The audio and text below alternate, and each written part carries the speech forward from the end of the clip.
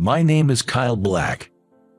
When I was in 5th grade, a new kid transferred to my class. One day, a trio of bullies started picking on the new girl, Ava West.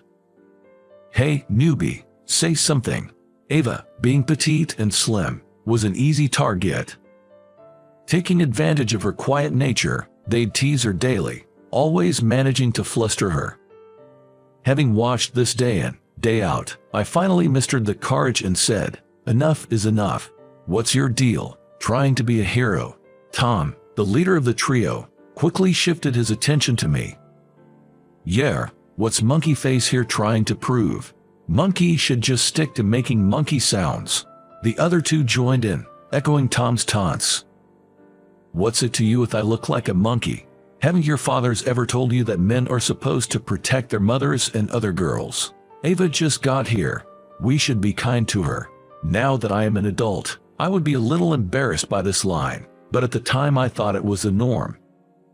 Predictably, the three bullies didn't just stop. They teased me, too. But their words never bothered me, because I deeply admired my father. My father was a big, strong man, but in front of me, he would stroke my head while squinting his eyes as if they were about to melt away. He worked in construction. As a kid, I often visited his work sites with my mom, bringing him lunch. I've seen him lifting heavy things with such ease multiple times. I idolized my strong yet gentle father and often said, "I want to be a strong man like Dad." To which he'd reply, "Being strong isn't just about muscles, it's about protecting those weaker than you." His words came naturally to me in my confrontation with the bullies. Of course, they didn't stop, continuing to taunt Ava.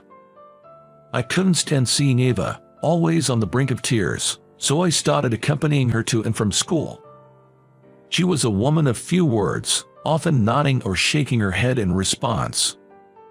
She always looked down and pressed her lips tightly together, making it hard for her to fit in with the more outgoing girls. But Ava was genuine, and I enjoyed her company. We became closer over that year and the next, but in middle school, we went to different schools. Ava moved to the neighboring state due to her father's job. "I'll write you letters," she promised. How happy I was when Ava told me that. And true to her word, we exchanged letters. Looking back, it was quite a youthful period. Exchanging letters with a girl during the height of adolescence. To be honest, Ava was the only girl I was ever close to. One day, 13 years after graduation, I received a notice for a reunion under the title, "Let's have a reunion now that we are about twice our age since graduation." The quirky theme made me chuckle, and I decided to attend. At the venue, I was thrilled to see familiar faces. As I chatted with old friends, I noticed a group in flashy suits. Looking a little further away, I see a group of people wearing fancy suits.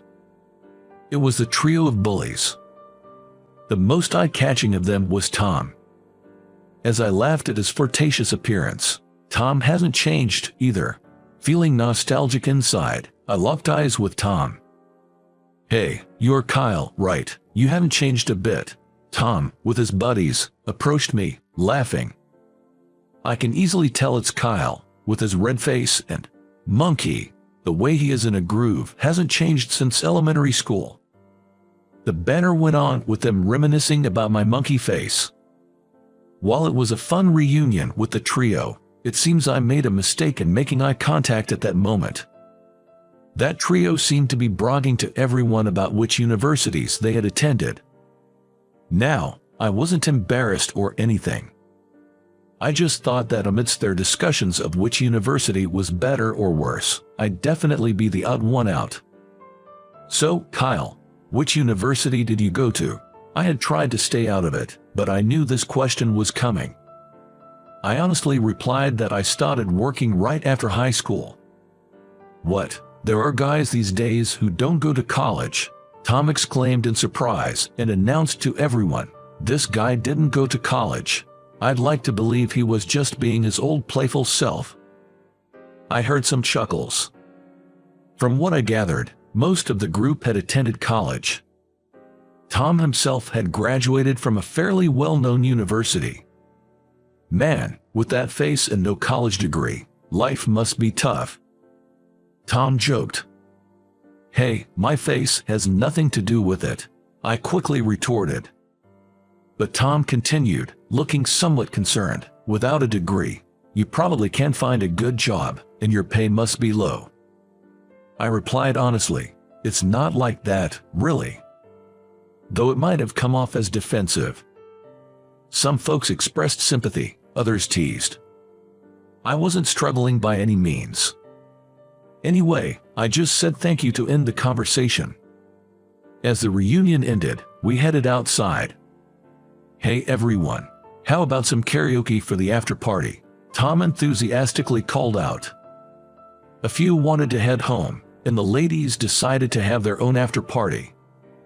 In the end, only the guys were left. Tom is disappointed that the girls didn't stay, but then he says he will take them to a nearby bar that Tom frequents.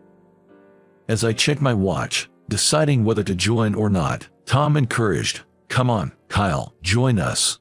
I thought, why not? It's not often I get to catch up with these guys.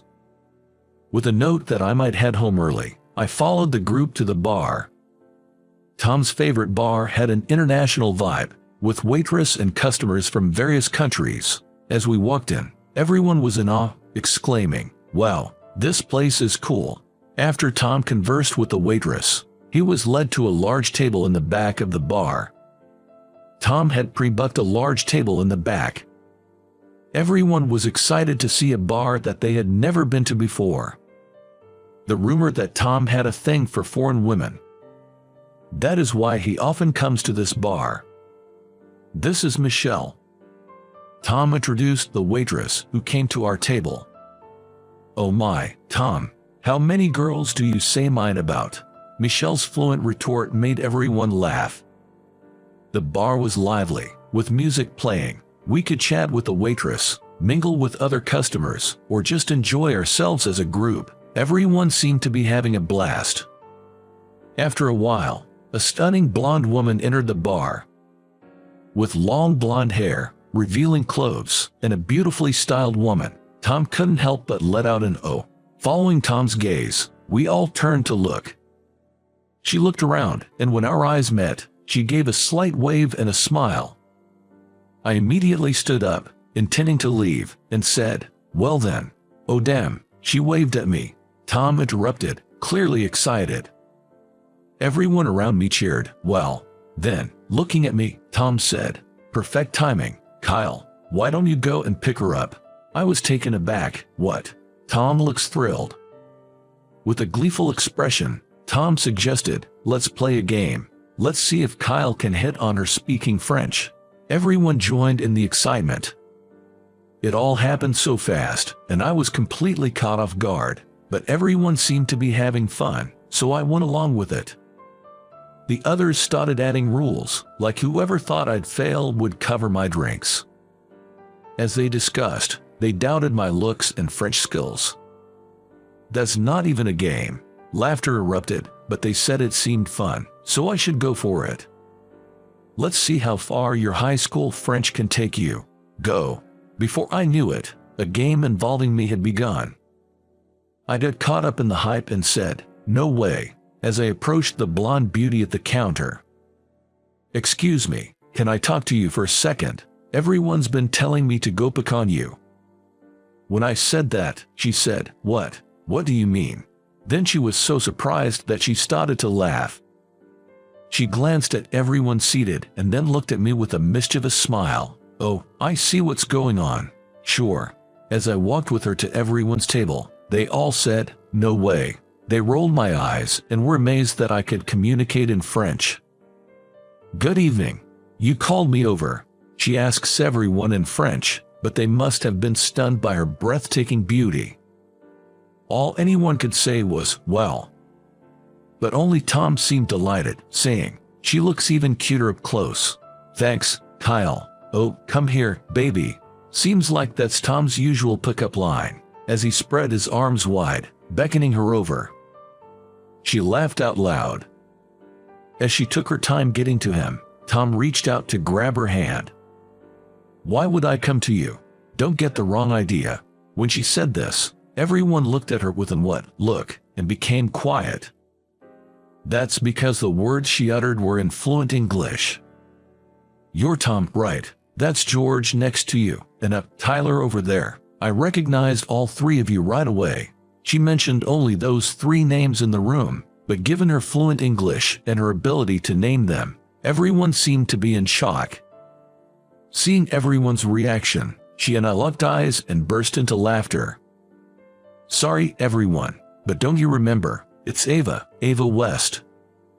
When I said that, everyone was silent for a moment, then exclaimed in unison, "No way. Are you that Ava?" Amid the surprise, Ava smirked.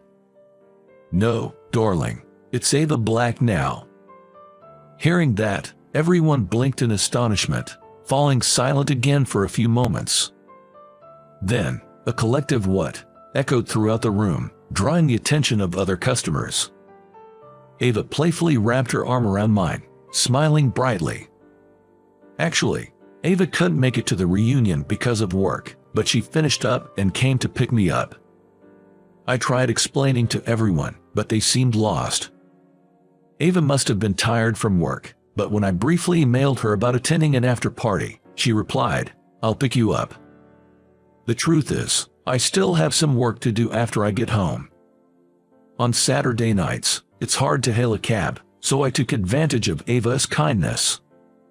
Everyone kept saying, "I didn't recognize Ava. She's become so beautiful." Indeed, Ava in elementary school was short and petite, and always looked down, very timid. I was plain back then, but the trio hasn't changed much. I recognized you guys instantly. Besides, I remember what yielded to me. When Ava said that, Tom and his friends looked awkward. Ava had just returned from France at the time. Her father was American, and her mother was French. Due to her father's job, she had lived in France for a long time and barely knew basic English. She had been mocked for her intonation, which made her even more reluctant to speak. I was sad every day back then. When Ava told the three of them this, they sincerely apologized, saying, "We're sorry." But thanks to you guys, I was so frustrated not knowing English that I studied a lot. Now, as you can see, I'm fluent. You apologized, so I forgive you. When Ava smiled and said that, Tom and everyone else broke into smiles too. Hold on a second, did someone just say Ava Black? Does that mean? Tom suddenly became serious, looking at everyone's faces. "The two of you are married." "No way, that's obviously a joke." "Come on, it's obvious you two are Beauty and the Beast." Everyone was saying they couldn't believe it, but at the mention of Beast, there was a burst of laughter. Then, Ava casually remarked, "What? I think my darling is the most handsome man in the world." Everyone was holding their stomachs and laughing, saying, "What are you talking about? And there must be some mistake. Come on, there are popular guys who look like monkeys. Look at some celebrities, actors, and such." When I threw in that comment, everyone started laughing even harder, gasping for breath. Give me a break. Even if I look like a monkey, it's not the same thing. I meant it seriously, but it seemed to hit everyone's funny bone. What everyone was curious about next was how Ava and I got to the point of marriage. Ava had moved out of state when she started middle school,